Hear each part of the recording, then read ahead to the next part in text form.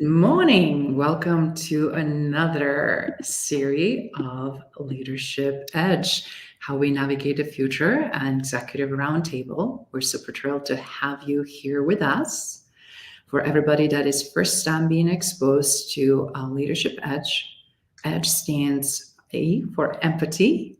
And we need to more obviously have that ability to be able to effectively lead our teams and organizations, but also interaction with stakeholders, right? But also decision making that help us out.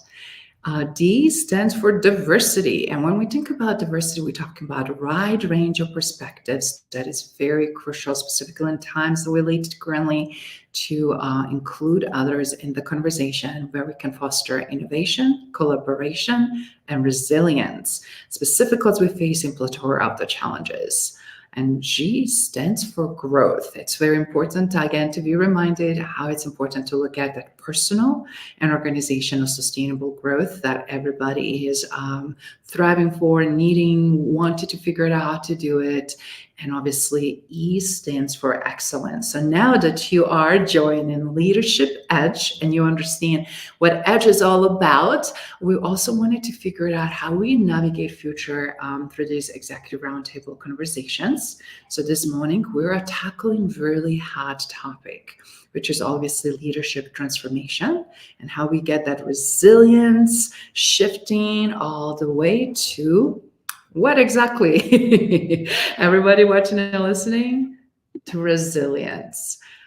Good morning, Larae. How are you doing this morning? I am doing well. It's so good to see you again, Izabela, and welcome to all of our viewers. It's always exciting to invite you all to participate in our conversation. So please jump in with thoughts, questions, or whatever. We love to get those. Fantastic. And for everybody that are not familiar who we are, Larae, please introduce yourself so everybody can get a flavor of who you are and what you're all about. Oh, absolutely. I always preface any introduction of myself by telling folks I grew up on a remote cattle ranch in Wyoming, because that's really where I learned a lot of the mental toughness tools that have helped me in my life and career. I transitioned from being a hillbilly to being an FBI agent, working counterintelligence and espionage. Most of my career was spent in San Francisco, hotbed of spy activities, let me tell you. And then when I retired, I spent a great deal of time reflecting on exactly what tools I did need to survive in a childhood. We all need those tools, right, to get through childhood, but to go back and understand how that really formed our character. So I wrote a book called Secrets of a Strong Mind, which kind of chronicles my journey to where I am now. Brilliant. I love that introduction. And it's so great again to hear it. And I never get tired of it because every time I picked up a little golden nugget there. And I also wanted to give you a quick introduction of myself. So if you're not familiar who I am, I also want to encompass my journey for someone who grew up in Europe, who survived genocide, torture, war trauma. We lived in 5 different countries, US, the 6th country, and not only went through transformation on so many levels, personally and professionally, and culturally and linguistically and whatnot. I also was very much so indoctrinated in leadership and always curious what's leadership about and what happens when we're lacking leadership. And as a result, became behavioralist, became also very in tuned and what's missing and what is leadership all about, but also expertise in that very unpopular thing, which is change and transformation. How do we do it? How do we bridge the gaps? And how do we really create a life and environment that all of us can thrive? So with that in mind, we're jumping into today's topic. And today's topic is going to be really interesting from multiple different perspectives. So Larae, we were chatting earlier, and it's so interesting to see with your phenomenal background, obviously, how did you dealt, first of all, with resistance on personal level?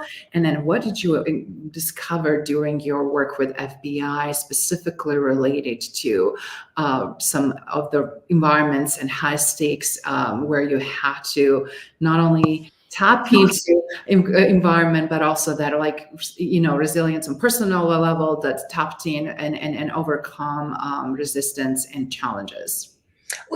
Thank you, Isabella. I think the first place to start really is to define what resilience means, because it's become such a buzzword over the past few years. And I personally have just read so many ridiculous articles about how resilience means bouncing back from hardship or obstacles, as if we're sort of like rubber bands that ping back to our original shape after we've been stretched. And to say we bounce back from adversity, it implies that we return to the person we were before, right? And this attitude really trivializes our hardships, and it asks us to pretend as if nothing has really changed. And the typical solutions for developing emotional or any kind of resilience don't promote emotional stability, nor do they encourage us to develop a stronger backbone. Most common, cures, or whatever, lack of a better word, for resilience is that they offer empty platitudes and those inspirational quotes that you can stick on the front of your computer. And they have about as much punch as a Band-Aid on cancer, because they pretend that the world hasn't really shifted beneath our feet. And if we bury our heads long enough, we'll get through with no scorch marks. That's how a lot of us look at resilience. But once we find ourselves on solid ground after experiencing a crisis or adversity, we know we're different. Yes. We know we've been through something significant, we've seen battle, and we've survived. And we have the scars to prove it. So we don't bounce back, we move through. So resilience is really our ability to adapt to our circumstances. Because when we adapt to our environment, it means we can leave something behind from the past and learn something new. In short, we change. And Viktor Frankl is one of my favorite people. He was for those who don't know him, he was a Holocaust survivor. And he made this statement. He was one of the few survivors. When we can't change our circumstances, we are forced to change ourselves. And so that has always stuck with me. But I will have to give a personal example, I guess, of resilience for myself, because when we talk about resistance, which comes, we resist, and so we don't really embrace. And what fool does embrace adversity? But you know what? It shows up in a way, whether we want it or not. But I will never forget the first day I shot a gun. And I was in the firing line at the FBI Academy, and I was holding a Smith & Wesson .38 revolver. And my heart just raced as I wiped the sweat from the palm of my hands. Now, as I mentioned, I grew up on a remote cattle ranch, and my dad actually owned 17 guns. But I had never shot a gun. So as I stood on the firing range, I was filled with uncertainty, and I was worried that I wouldn't shoot well enough to qualify. And I just have to say, experiencing uncertainty is different than taking a risk. Risk involves it involves a known probability that something will or will not happen. But uncertainty indicates that the probabilities are unknown. We worry about the outcome because we can't predict it. There's no weighted measurement on either side. And my big question is, how many of us have missed tremendous opportunities and experiences because we've chosen to walk away when faced with uncertainty? That is excellent. That a lot, Izabela. I mean, in your life and where this is the 6th country you've lived in. I mean, you've seen a lot of that, right?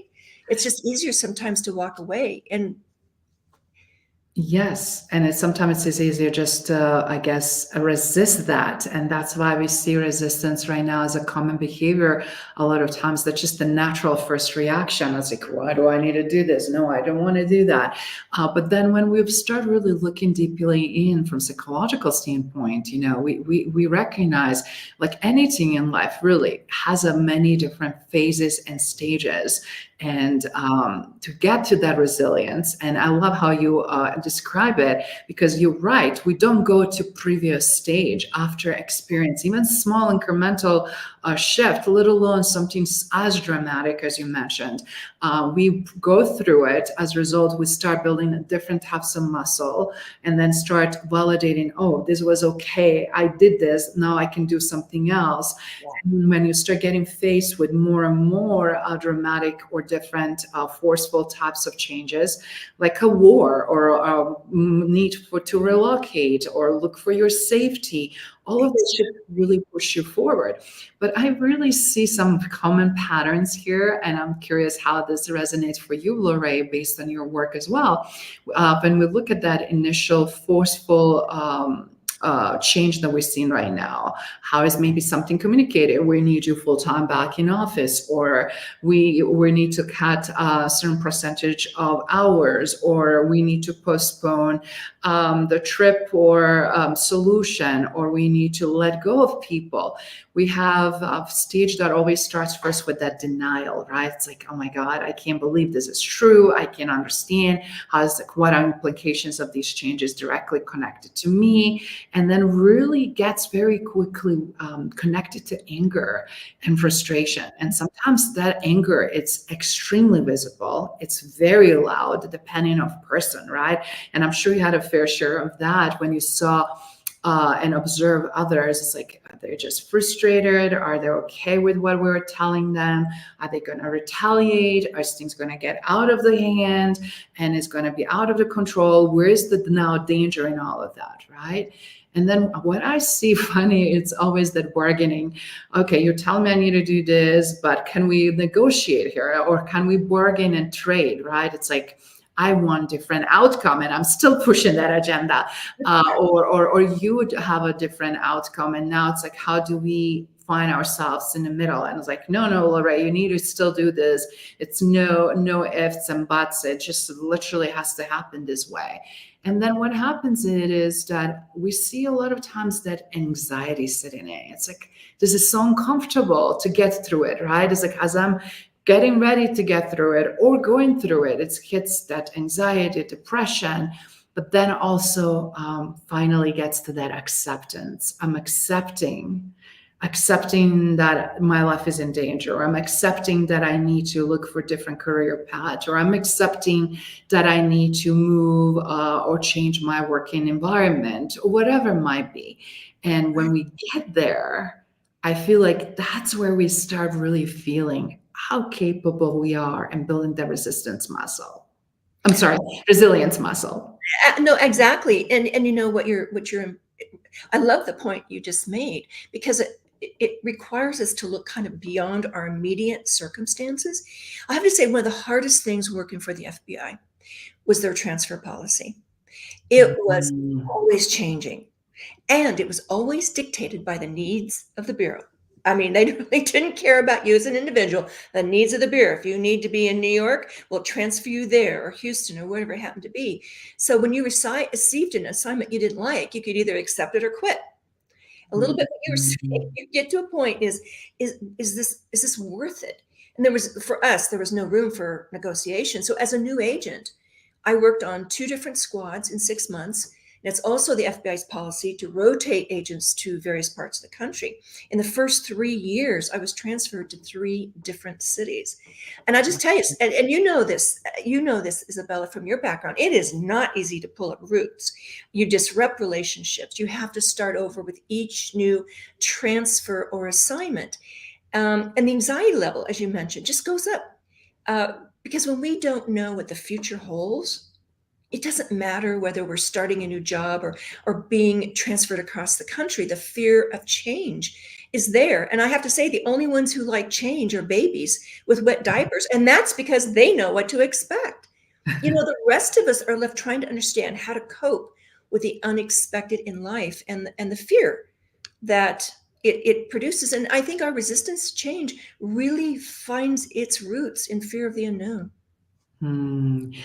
That is so true. And I love that again, how you obviously knew what you're getting yourself into, even though they told you, but until you start practically Yeah. implementing, executing on that was completely different. So a lot of times we're logically and theoretically being educated and having awareness what is to come, but until you in the specific situation, you never know what's going to trigger you, how you're going to react, what things going to be brought up from the past, or something that obviously you just simply will discover about more and more about yourself.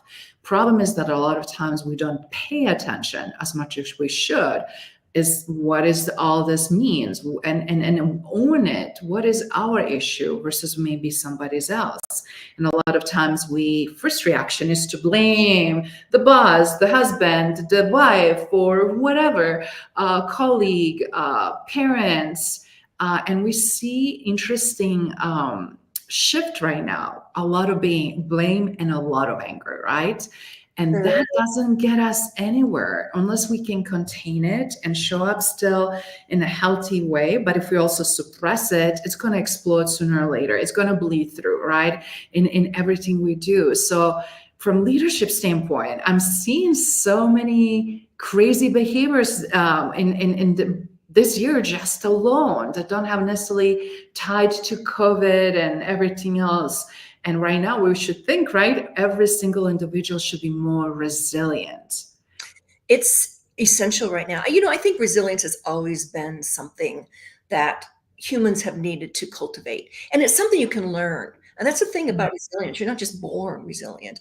It's something we all learn. It starts with childhood, and a lot of us, me included, have a lot of issues with childhood and everything we went through, the trauma and everything, but we made it. And the key, when Yes. you touched on it, is self-awareness, to be able to understand how and we all have trauma as a kid. And if we don't, our parents are doing something wrong, because we need to understand what it means not to get the candy cane that we want. We need to understand what happens when things don't always go our way, when things aren't always easy. I mean, that's the trauma that as a child we go through. We have to learn. We are in full learning mode as a kid.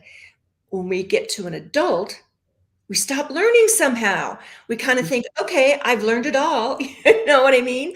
I have to say, the one thing that got me through, and my colleagues, nobody ever quit because of the transformation. Mm. I mean, we just didn't. And the reason was because we focused our energy on what really mattered to us. Because most of our hard decisions in life really come down to values and how we weigh the ones that are most important. That is making an assumption you know what your most important values are. And if it's money and power and material things, you're kind of still in second grade as a human being. I mean, maybe that's okay as a young person because you're still learning, but keep learning. That's the key. Yes. Don't Yeah. stop because you got a degree from a university. And the thing, I think it's really hard. We struggle to see things in a really clear and concise manner. And the reason is simple. We are continually assaulted by crap values every time we turn to social media or the TV or open a glossy magazine. And again, we're talking, the ones that bring white teeth, lots of money, eternal happiness. Um, and it's just that those poor values are superficial. They're selfish, and they are totally dependent on external events. So the very things you mentioned, well, work from home, changes there, a lot of changes and a lot of resistance to change. Those are external events. And they're things that they lay outside of our control, which means we continually struggle to attain them. Those are bad values. Again, we're going back to the white teeth, lots of money, and eternal happiness. So material success, the need for adoration, and our desire to be popular are examples of poor values and how they influence our behavior in very negative ways. And as a result, we set really low standards for ourselves. Good values are honest, they're considerate of the greater good, and they're controllable.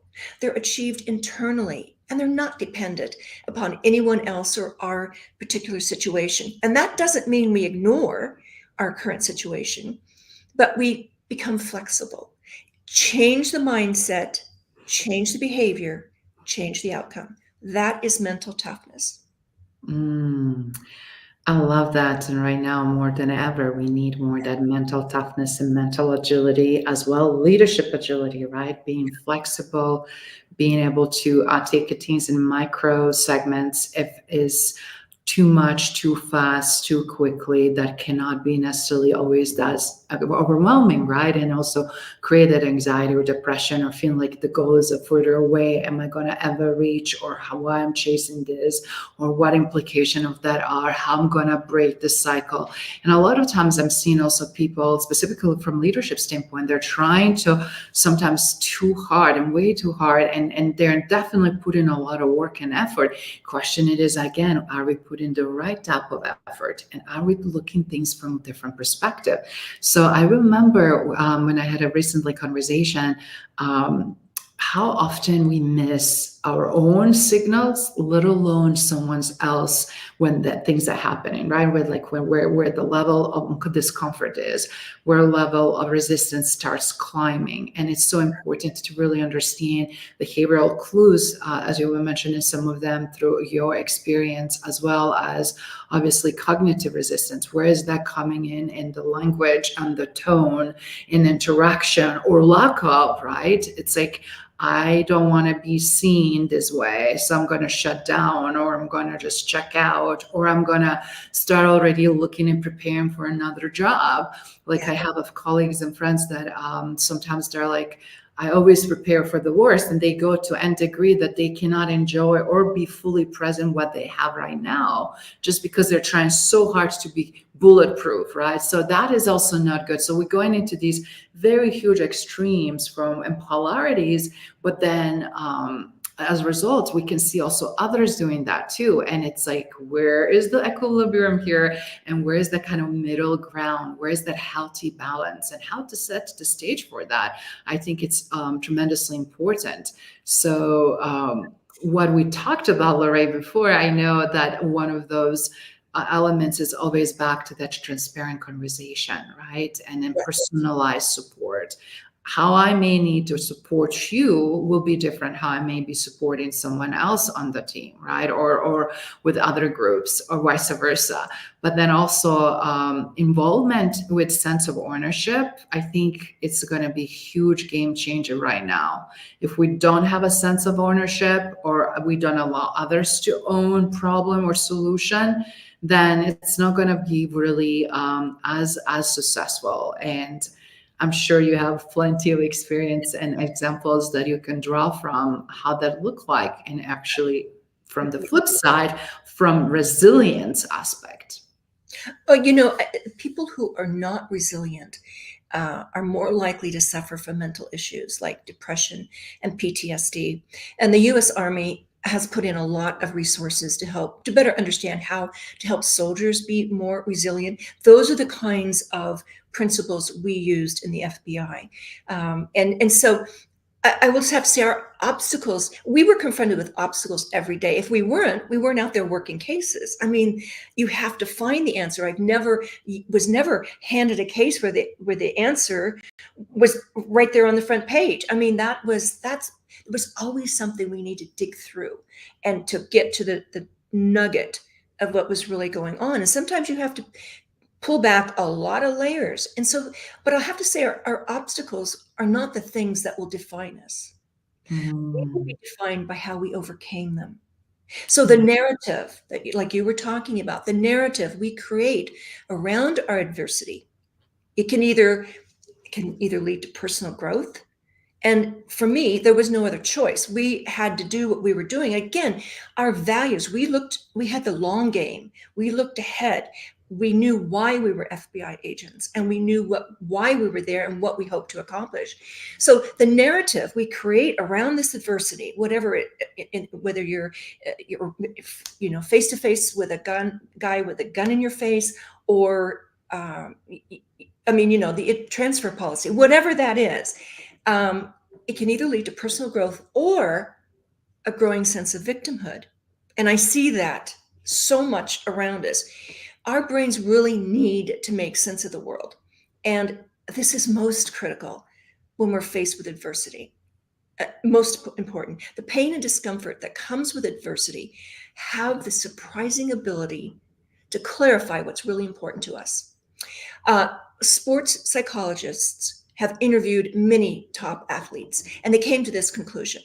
Nearly every top performer in their studies had experienced a critical negative event in their life. Parents divorcing, a death, disease, or some other perceived loss. And they experienced it early in life because they had a choice then to decide, am I going to grow from this? Again, we go back to childhood and what we learn there. And I mean, we are learning. We are in a learning mode as kids and in our younger years. Don't waste those opportunities. But what was interesting, to your point about what the U.S. Army's, they brought together a bunch of psychologists and psychiatrists, actually. And they came up with some interesting facts. And really, it's not the first thing. Values was the first thing. You've got to care about what you're doing. Or, you know what? When the going gets tough, you're out of there because you don't really care about it, right? But the other thing is that you have to care about something other than yourself. And research shows about a quarter of Americans, only a quarter of Americans, 25%, have a clear sense of purpose. Nor they don't have a clear sense of purpose, and neither do they have a clear understanding of what would make their life meaningful. Now, purpose means we care about something other than ourselves. So it's more than platitudes that, over a glass or two of wine, right? It requires us to put in time and effort. Again, that self-awareness we alluded to earlier.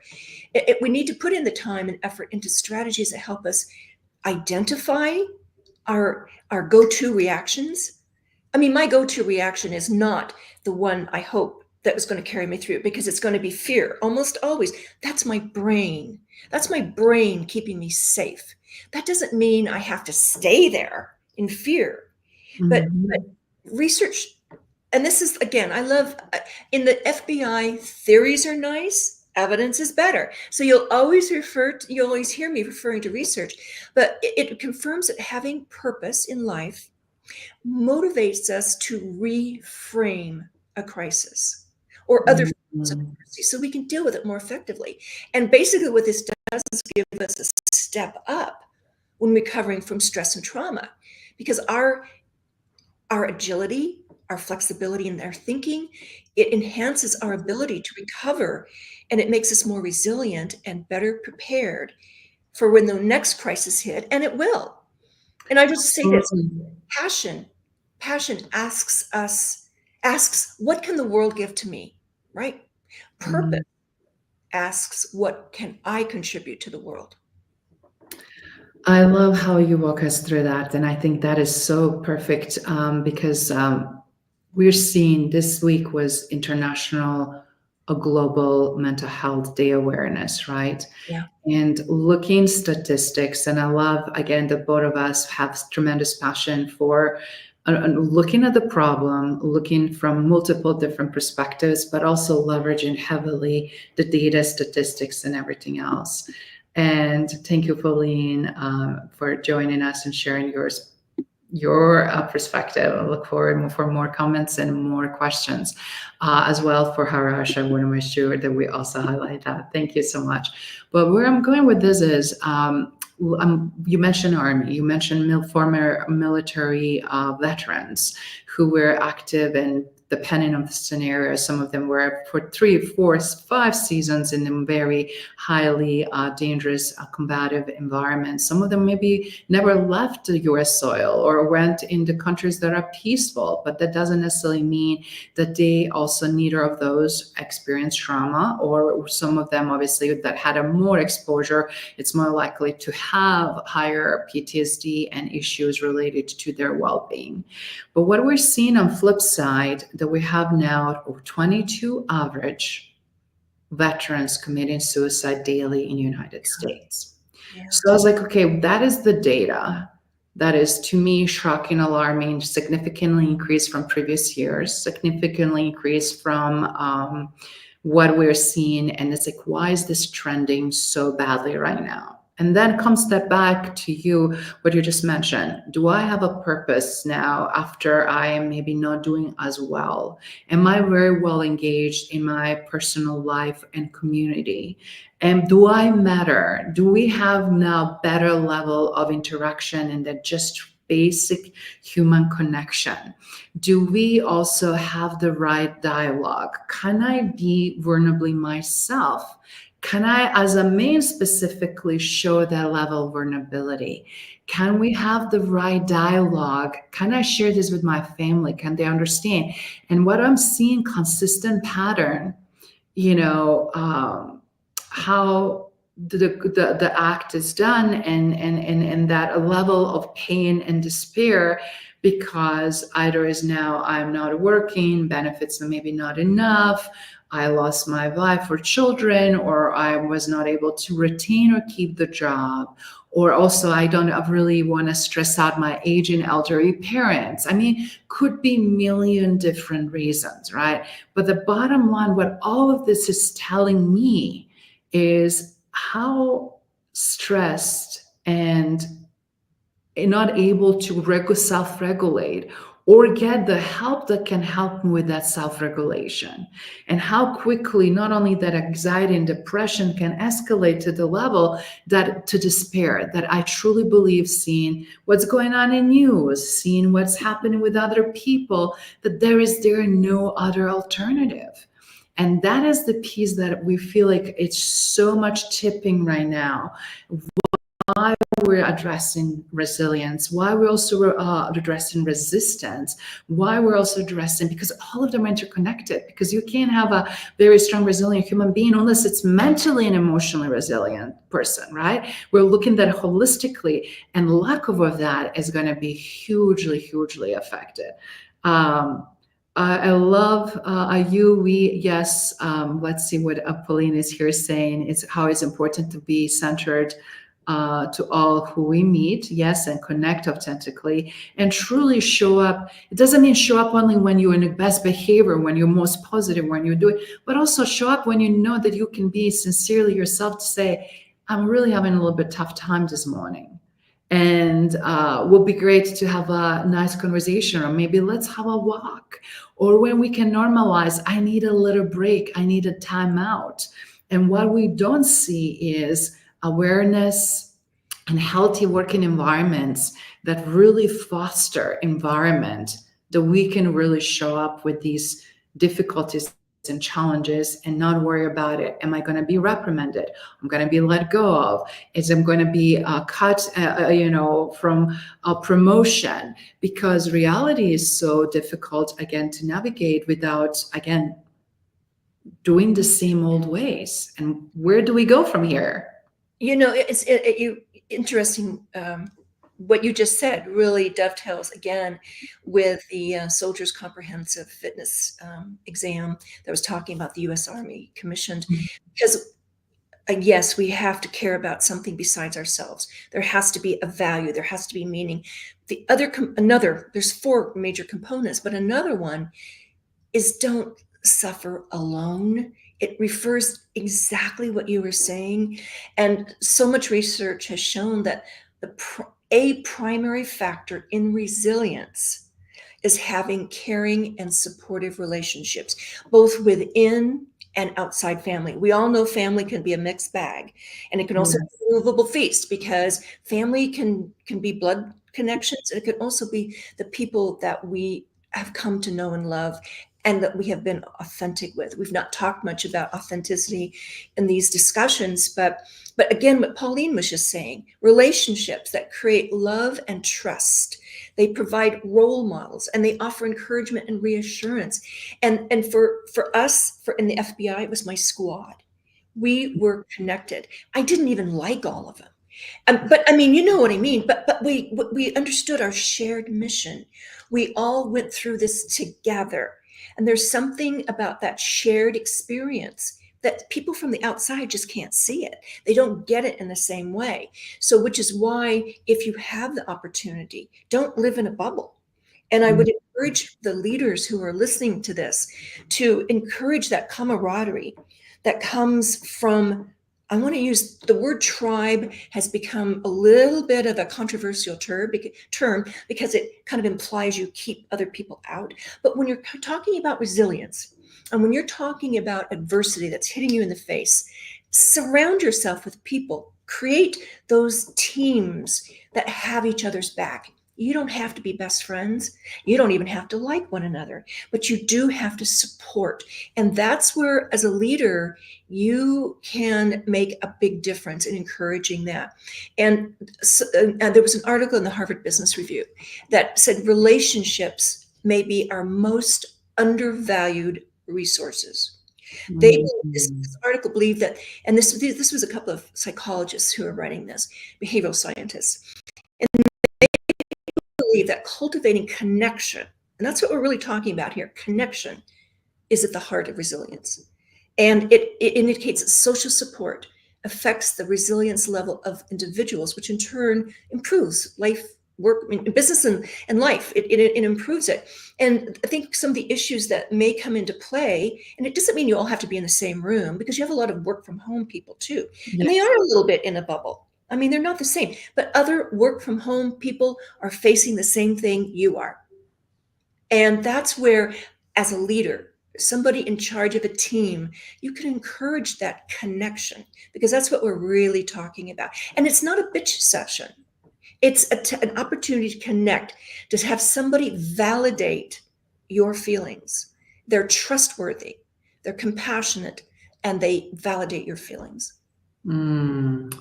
I love that, because I see on the corporate side so much of that cultural misalignment.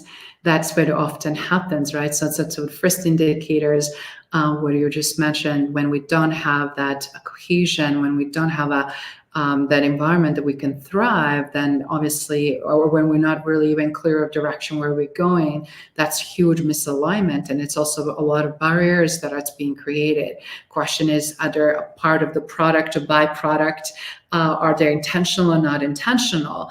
And then if they're not intentional, when you're now aware of, how do you shift that, right? And then if they're intentional, again, also still question is why, what purpose is that serving? Because it's not going to only affect performance and the bottom line, but it's going to affect the customers, the quality of products and services, going to affect the longevity of the relationship, which you just mentioned, as a trusted partner, as a trusted business leadership conversation with different groups that are either ranging from board of directors all the way to different business leaders that your business depends on.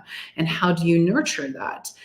What I'm seeing also is such a huge shift when we champion not only the change and transformation with innovation, with the right tools to support us that, right? So we can sustain that. But I also feel like when it's really happening is when change is incremental, right? Because we already have so much change around us. You remember early 2000s when just technology started arriving. You remember your first cell phone that you used. I mean, do you remember how much, certain technology was not even big deal, because we didn't even know how important it became over the years, and how now none of us can really even fathom living without our smartphones, not just the cell phones, but specifically smartphones, right? So the same thing of how we incrementally shift, that becomes part of the culture and nature and the new normal, the healthy normal, right? Absolutely. And I'd have to say, as we're getting back to this, and you had alluded to it earlier, but I'm a big believer in positive thinking, not optimism so much, but positive thinking. And there's a difference between the two. But mental toughness is really the ability to break unproductive patterns of behavior. It's managing your emotions, your thoughts, and behavior in ways that will set you up for success. I guess because of all the hurricanes that have happened in Florida, I've been reading a little bit about that. I'm thinking, oh my God, those folks need resilience. But there's a plant that grows in Florida called the gumbo limbo tree. It Ooh. survives hurricanes because when the wind starts to blow, it just lets branches break off. Because if the trunk is kept solid and stable, it won't get overturned by the wind. It remains upright, even if the branches don't grow back to their original form. So the gumbo limbo tree travels really light through a storm. It lets go of everything that's not essential to focus for life. Uh, but when they do fall, they can sprout from a broken branch on the ground. So the gumbo limbo tree prepares for the worst, but expects the best. And it's a little bit like Stoic philosophy.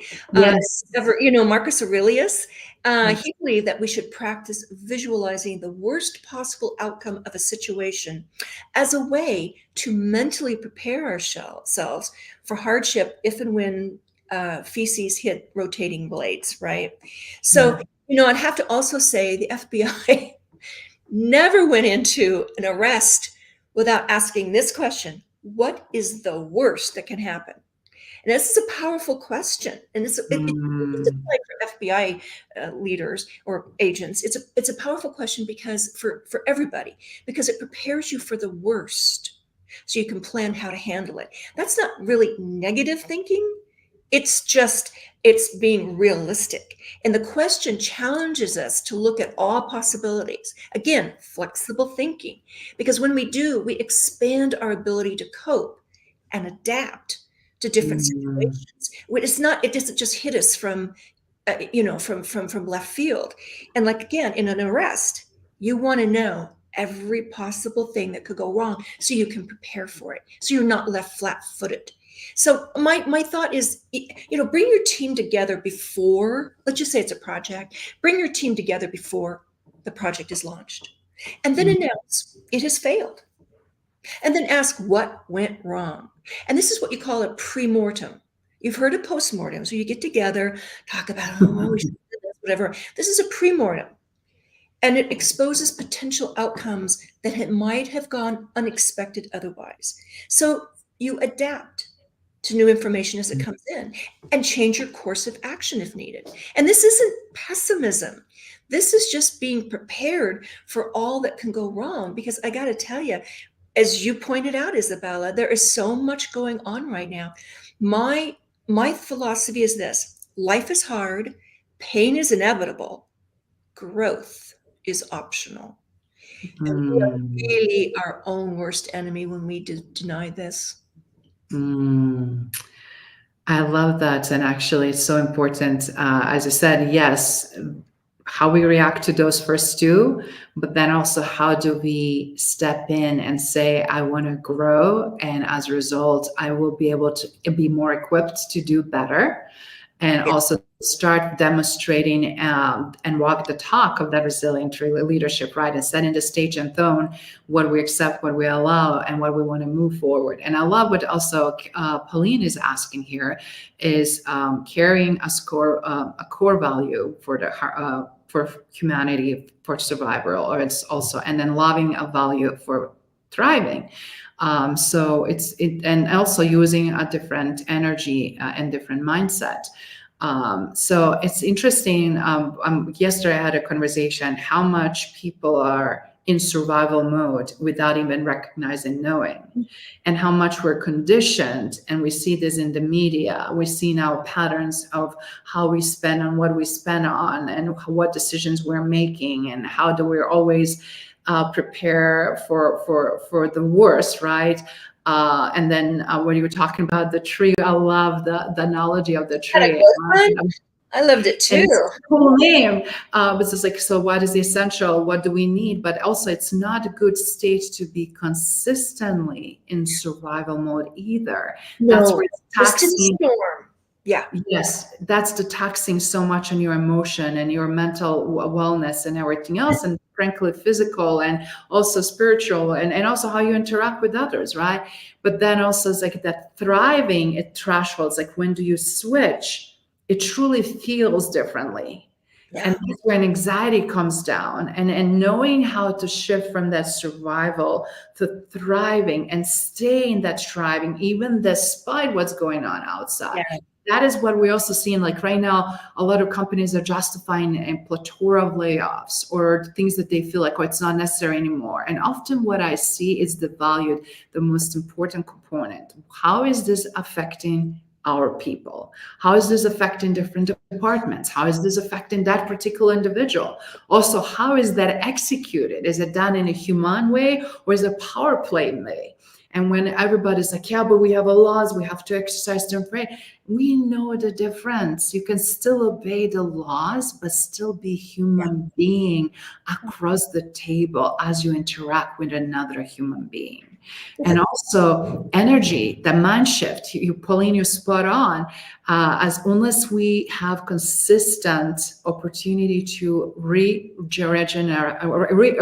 energize and regenerate that energetically on daily basis, that threshold's going to diminish. And I just want to quickly share, I remember when I used to run torture rehabilitation center here in Colorado, over a decade of giving my time and effort and involved in different phases, I always felt like working with survivors wasn't what was draining me.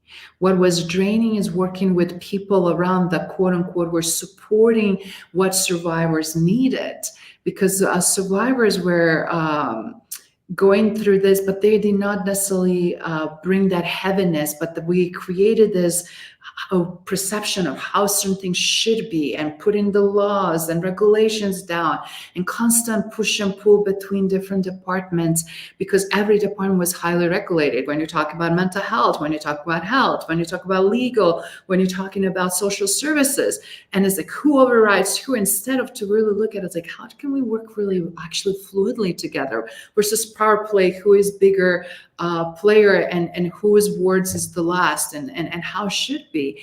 But without understanding what survivors actually wanted, what they really needed, and what was really necessary.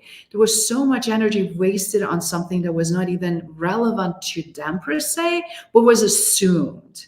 And that was also loss of not only energy, but also environment where the mindset needed to happen and energetically shift for the healing to occur. Well, really, what you're talking about, Izabela, we talked about it in a couple of roundtables ago, a couple of weeks ago, is emotional intelligence. Because Yes. you're absolutely right. You go in, I mean, really, a lot of people mean well. I mean, Yeah. there are a few mean individuals out there who really don't care, but most people really do have good intentions. I really do believe that. It's Yeah. just they don't know how to execute them. And so Yeah. you get somebody in there who is clueless about emotional intelligence. They have no idea how to read the person across the table from them or in a conversation. I mean, and if you don't get the basics of some of this stuff, you can never be an effective leader, especially in a crisis situation. And I am referring to the constant barrage of things that we have to deal with. I had a good friend of mine who was the head of HR at a very large company. She had to let go a lot of people because they had downsized significantly, and that, as she has explained to me, and I can only imagine, it's got to be one of the worst things in the world to sit across from somebody and tell them that their position has been eliminated. But she is very high. She scores very high in emotional intelligence. She said she worked with that person, talked about their options, thought, she worked with them. And, she said almost every person that she fired thanked her at the end of the conversation. That's talent. No wonder she was the head of HR in a big company. But so I mean, these are some basic tools that leaders need. And I mean, the thing is, our brain doesn't like uncertainty. It's something to be avoided, and it kind of explains why we prefer the certainty of focusing on the mediocre or the little things rather than taking the risk of something new and different. But here's the thing. And I don't know if any of you know who David Rock is. He's a neuroscientist, but he has shown that ambiguity creates a stronger reaction in the brain than the actual threat. So it's that Mm. ambiguity. I think it's why a lot of us are so unhappy with political candidates There's a lot of ambiguity about all the wonderful things they'll do, but we really don't have specifics. And the brain actually perceives that as a bigger threat than whatever else is out there. And because this is the thing about your brain, you're always getting better. Your brain wants to feel that you are always getting better, that you understand what's going to happen, that you can decide for yourself, that you are safely connected to others. So the desire to reduce ambiguity drives the brain to constantly seek out new information. So it unfortunately, the brain can be addicted to information that is counterproductive and unhelpful. Just go through, read the headlines on social media. So it snacks on information produced by social media and bite-sized articles about nothing. I mean, it overloads on junk. And that is not good. That's not good for the brain. It's not good for the way you are going to look at the challenges in your life. So, your brain craves information. So feed it good stuff. That's all I'm saying. Absolutely. And also your body, your whole look at yourself holistically, find out the root cause of the problem. And as we're now looking more on that instead of just covering and treating symptoms, right? Why somebody is not feeling energized or gaining weight or not feeling sick or tired all the time, or why my morale is low, why I'm not as motivated anymore, or why I feel constantly attacked, whatever. Those are all of the symptoms and signs that we're hearing constantly from people that are feeling not confident to share or express any concerns in their working environment, which also tell us that conversation that needs to happen with inner circle, but also within the right players. And I love that example of the great HR person, because that's truly is, again, what we stand for in our leadership edge and what edge is all about, that empathy, right? It's like, how can I really put myself in that person's shoes and how want to be treated? And what is the human way to be treated? How can I raise the bar? How can I step away from what we've seen from others? But I really wanted to also emphasize something, because right now, unless organizations and leaders come together, and I love what you reference, it's so easy now. We see fragmentation, we see divide, we're seeing conflicts, we're seeing so much, and that is very clear. We see silos. We can see also how is this decision being made within organizations in different departments. Who gets the chance to voice the opinion? Whose voice is being heard, and whose voice is being completely diminished and disrespected? But if we don't look at how to build also organizational resilience, that few resilient leaders will not be able to sustain the magnitude of shift that needs to happen. So from that perspective, I really want for everybody that is watching and listening to take away also not only what is so far being shared, which are great examples and great value that Larae also pointed out earlier, but now as a building block. And this is really how adaptable you are and how you're creating organizational adaptability across ecosystem. Are you agile? Are you agile in leading and strategy and change? Are you agile in decision making? How well are you looking and looking at different scenarios, and how well you're planning ahead and anticipating the real issues that are coming, right? Versus trying to just to protect from everything and anything. At the same time, how are you really innovating? These are innovative ideas, not just that we're testing and talking about, but innovative ideas that we know that not only going to help organization to be more resilient, but is going to also help to foster culture of experimentation.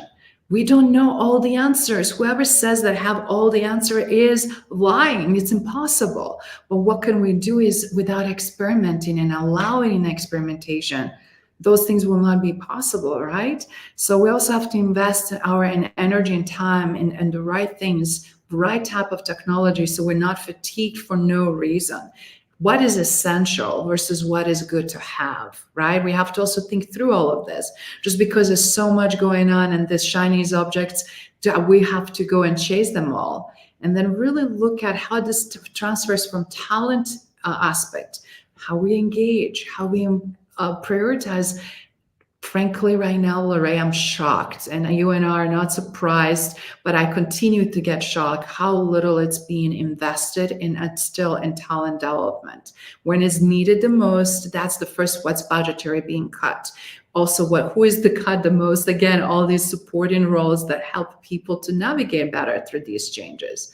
Also, we're also looking what's happening through engaging with other employees, right? And then other talent in other teams and breaking those silos. From technology point, we've seen a lot of issues there as well. It's like, what can we automate? What can we make it easier on our force? And then the last piece that I always see that is being missed is mental health that we're talking about. Health of individual, team, and organizations that brings that toughness you were talking about and agility related to that. You know, go ahead. I'm sorry. No, it's okay. And I just want to say from all of that, what would you say it's a good to recap here as a point so that we can give the little bit of those snippets and tools for them to be able to carry on? Well, and a lot of what we're talking about here is, sure, we understand there's all sorts of things going on and a lot of little things that have to be taken care of. We all get that. But I feel that we really need to be talking about is how to equip the leaders who are listening to us, the leaders out there, how to begin this process. So we can acknowledge all these things that are happening, and they are. But for each one of you listening, and for myself, for all of us, we need to start learning how to do the things we're talking about.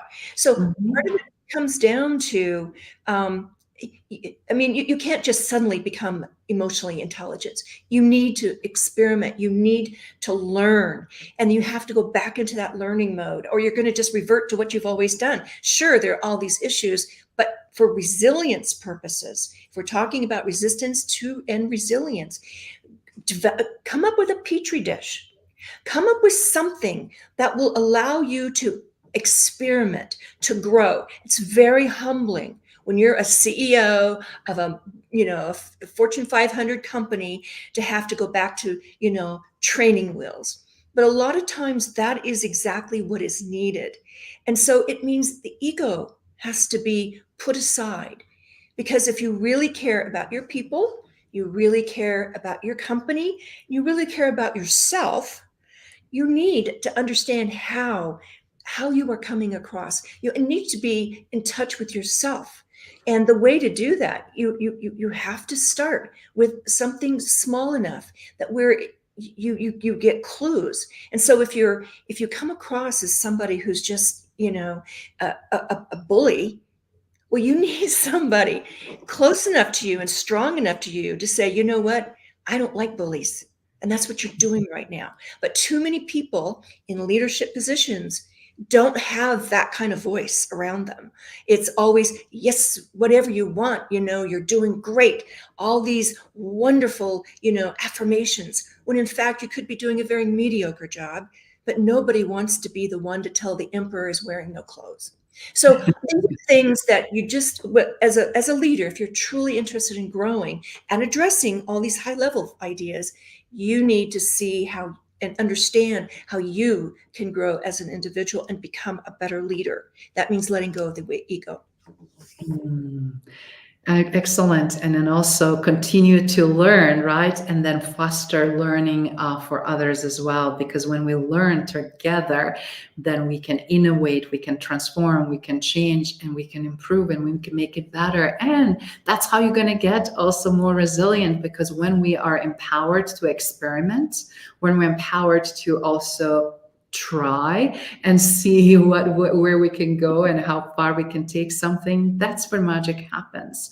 So for everybody, again, watching and listening and being interested in topics like this, we really look forward to sharing more next Saturday. But I also wanted to point it out, everything always starts with us. Choice to lead or not to lead, choice to change and not to change, choice to work on ourselves and be the best version we possibly can be, and continue also to do the greatest impact. And I love what you said earlier, Larae.